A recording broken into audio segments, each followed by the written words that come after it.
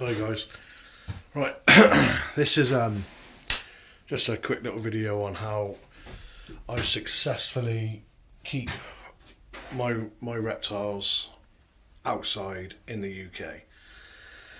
The UK gets cold, so you know, in order to get your reptiles safe outside, you've got to build something substantial.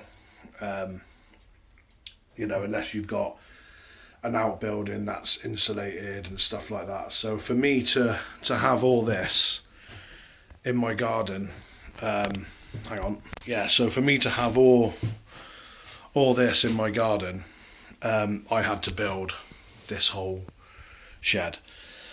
So it's cost me a fair bit of money so far, but I did it in stages. You know, not everything happens overnight. So I did it in stages, and I didn't introduce reptiles into here until I knew it could withstand the UK weather. So basically I've got the ceiling under here is insulated, and the back wall across there is insulated, and that's it. It seems to hold the heat. Obviously having the heating in the tanks is okay as well. Well, it's needed, but you know, as long as the vivs hold their heat. Night time is where you run into a bit of trouble keeping reptiles outside. Obviously you need to turn the lighting off and all that sort of thing. So I've got everything on dimmer stats. So I give them the 12-hour cycle, and I come out here, all the daylights go off, all the UV and the plant lights, that all goes off, and the heat lights, they get turned right down on this thermostat here. Obviously it's a high range thermostat, so it goes over 100 degrees. I turn it right down to here, and when I come in the morning, the lights are on but very dim. So they are producing a little bit of heat, but it's very, very dim.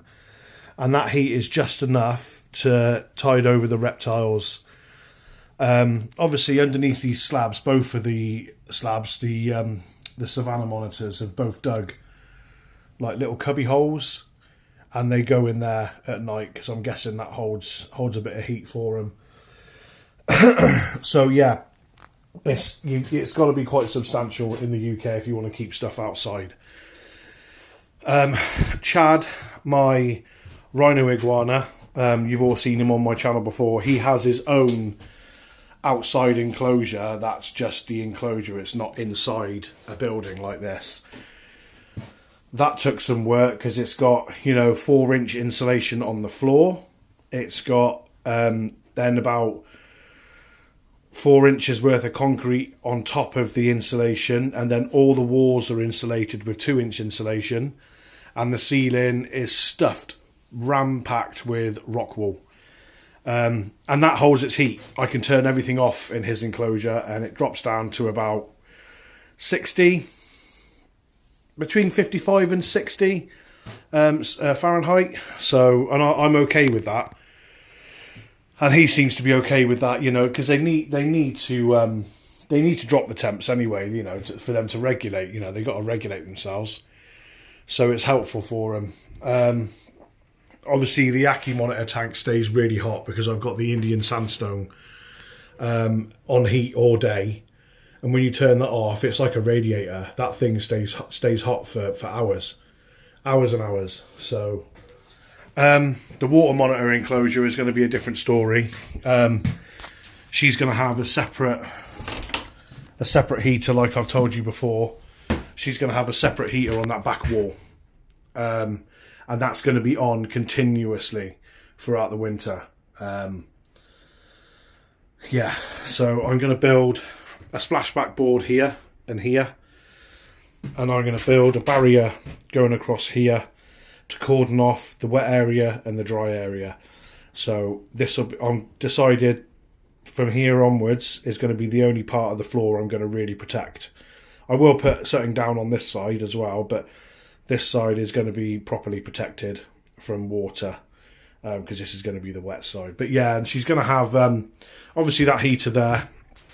She's going to have the 2 heat bulbs under here, a UV strip light going across here, and probably another heat bulb centralized here, just to cover the ambient temperatures of everything. You know, if that'll be like a as and when, you know, if I need to turn that one on, then I will, just to cover the temperatures. So like I do with most of my reptiles, I will set the enclosures up and I will do the heating along with everything else, like I cycle them, just to see if the Viv, or the enclosure holds its heat, and holds everything I want it to. You know, obviously in the winter with reptiles outside, you've got stuff like the bearded dragons down here. Oh, that's a nice shiny poo on that slab there. I'll have to get rid of that. Yeah, these guys, obviously they like it hot. You know, that's why I use slate. Slate heats up really well. And again, everything's on dimming stats. So, you know, that's how I like to do stuff. So yeah, if you want to keep reptiles outside in the UK, you've got to have a bit of know-how about you. Because it's not just a case of throwing up a building and going from there. You know, I made some mistakes with this building and I've had to take things apart and put stuff back on, like that wall there. You can see I've put all the expanding foam in, and up here where I just kind of threw it together at the end to try and hurry it up, and obviously getting rid of all the draft, you know, and that the only bit of draft that comes in now is underneath this door. So I'm going to get a draft excluder to go onto the door and screw it to the door, so it just, when you open the door and close the door, it just keeps a bit of the draft out, which is what we want. We don't want it cold in here. Obviously the building needs to breathe, so you've got to have ventilation in the building, otherwise you're going to be inundated with condensation. Especially throughout the winter, you know, it's really cold outside, really hot inside, so there's going to be condensation like you do in a car. You know, you get the condensation build up inside a car, so you know you've got to have the building to breathe. So at the back I've got like a tin roof that's shaped like that. You know, it's got like corrugated in it. I've left a couple of those corrugations along the entirety of the roof open, so the roof can breathe and the building can breathe. But yeah, that's generally how I do it here. So yeah, you've got to, it does cost a bit of money. Luckily for me, I'm a builder by trade, so I had a lot of leftover things from jobs, and you know, like insulation wise, just stick whatever you can in there just to hold the heat, and don't turn your eyes to tin foil. Tin foil is cheap, and it's a really, really good. I wish I covered the underside of these boards with tin foil all the way, the entire ceiling. I wish I did that, as well as the insulation, because metal foil push the heat back down. It won't let the heat through. So I wish I'd done that, and I still can. I can take these boards off and do it, but it's just a ball ache, you know, to go ahead and do that. So yeah, that's how I do it. So you know, if you want to go ahead and build stuff in your garden, you know, so you can keep, I'm doing this video because I see a lot of people rehoming big lizards, especially these poor beasties, you know, savannah monitors. They're so cheap to buy. People get them and they get so big really quick, and they're housed in like 4-foot tanks, and it's just a shame. It's a real shame, and I don't like to see it. I've given these guys plenty of space, and they've got even more when I add that bit on there. You know, I like more. Sometimes less is more, but in the case of big monitors, more is more. You know, you want to give them more. Yeah, so, you know, if you want to a lot of people don't have the space inside their houses to house lizards like this, and people want lizards like this. I want these lizards in the hobby. You know, I love them in the hobby. I love having big monitors in the hobby. I think it's brilliant, and if people can breed them, that's even better. You know, but what I don't like is, you know, people just buying them willy-nilly, you know, a spur of the moment buy, and then they're stuck with this giant monitor on a rehoming site, and it's not fair on the lizard. So yeah, this is an option. You know, this video is to help you guys. If you want to do something in your garden, you can. You just got to make sure it's watertight, which isn't hard. You put the roof on correctly, you know, and cover the timber or the wood that you're using.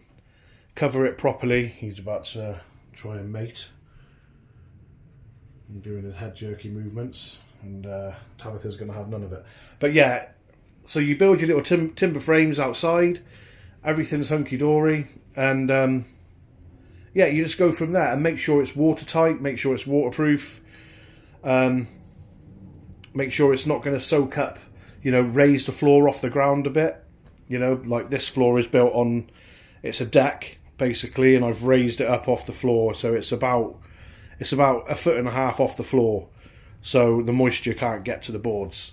And put the roof on, and just make sure the roof is covered in felt or whatever you need to keep it absolutely watertight, and then insulate it.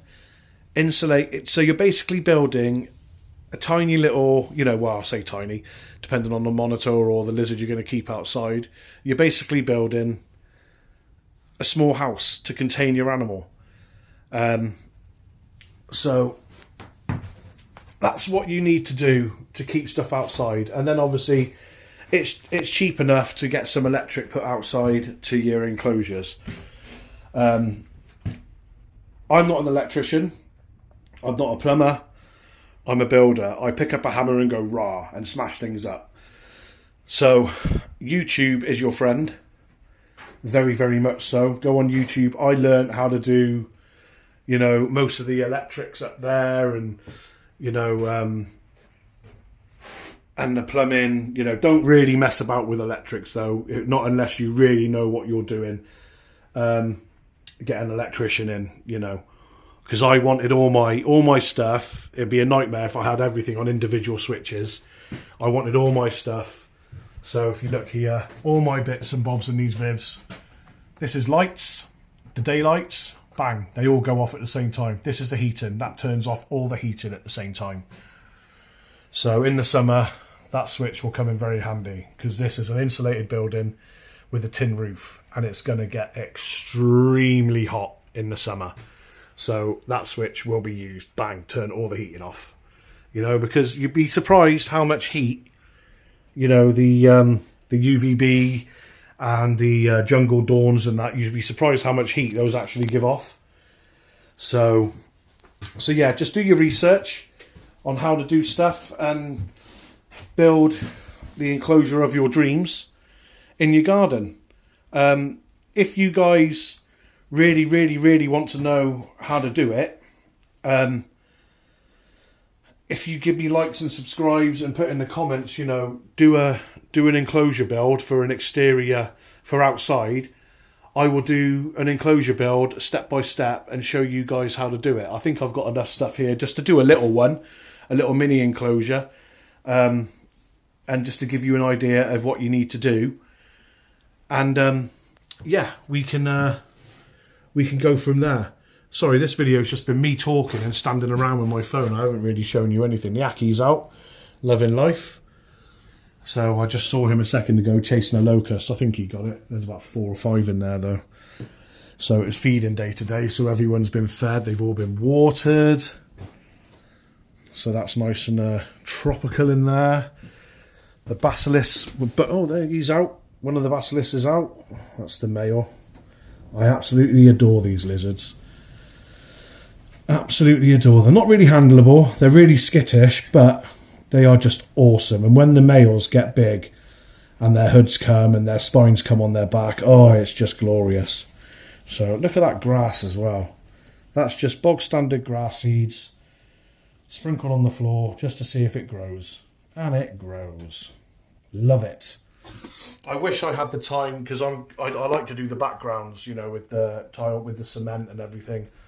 But to do a background in this, in that, you know, it'd just be...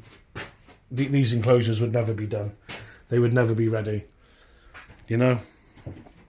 So we got the little tort, little spur-thighed, loving life. He's had a couple of bunches out of his tomatoes.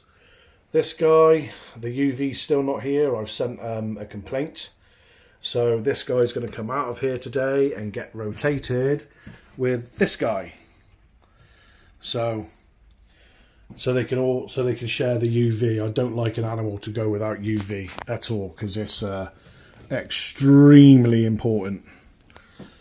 So yeah, basically, guys, that's how I do it. So if you want, you know, a little video on how to build an enclosure outside, if you want to do your own, so you can keep bigger stuff or keep more stuff, I can teach you how to do an enclosure outside for the UK.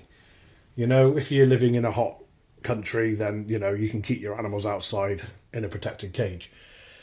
So in the UK, there's a bit more to it. You've got to faff about a little bit. So if you guys want a video on that, put it in the comments. If I get enough comments or, you know, enough likes to do an enclosure build, I will do you a step-by-step guide on how to do it, on how to keep the heat, on how to keep the humidity and keep it dry from the UK weather and protected from UK weather.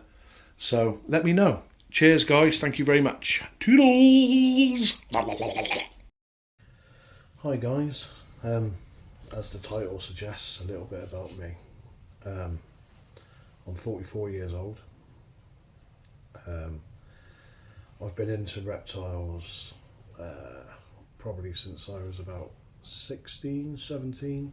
Obviously, it started out like every other person, dinosaurs, you know. And then I got my first ever snake, I think at the age of 18. And it was a garter snake. And it was called Crocker Billy Chavernut. That was the name of my garter snake. I had that for about 3 years, and then it passed. Then my next snake was a royal python. I can't remember the name of that one, and the royal python sparked my interest in bigger species. So that's when I moved my interest to boas. And because I just had a common red-tailed boa, and he was quite big. He was about 6.5 foot, really healthy, and I had him for years and years. And that's when my enclosure building started, because I noticed he was in a 6 foot long tank, 2 foot high and 2 foot deep. And I noticed that all the branches I put in there, he was always at the top. So I wanted to